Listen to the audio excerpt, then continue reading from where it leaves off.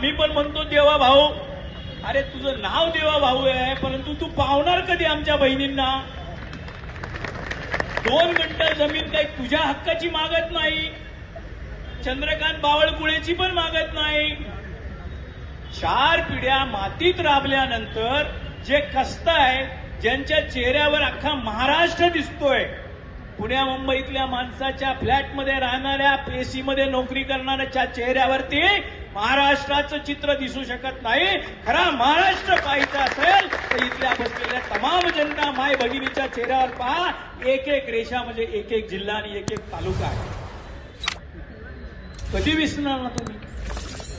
मतदान झालं ठीक आहे, तुम्हाला काय दिले असेल 200-500 रुपये खिशात घातले असेल, काय उपकार नाही केले. 5 वर्षात त्याचा गुणाकार भागाकार केला तर दिवसाला 10-15 पैसे पण येत नाही. आणि जर 10-15 पैसे येत नसतील तर आमची किंमत एवढी कमी आहे का?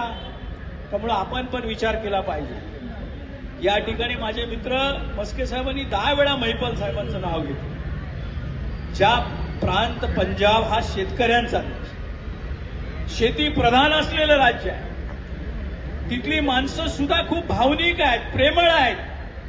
महिपाल साहेब विनंती करा, कमीत कमी एखाद्या मंत्र्याच्या चेहऱ्यावर जरी नाही दिसलं तरी तुम्ही पंजाबमध्ये शेतकऱ्यांचं जे चित्र पाहता, तुमची भगिनी असेल, तुमची माता असेल, तुमची आई असेल, तुमच्या गावाला असेल, याचं चित्र ह्या बसलेल्या लोकांच्या चेहऱ्यावर पहा आणि एकदा आपल्या फाईलवर जे काही बाकी असेल त्याची सही करा.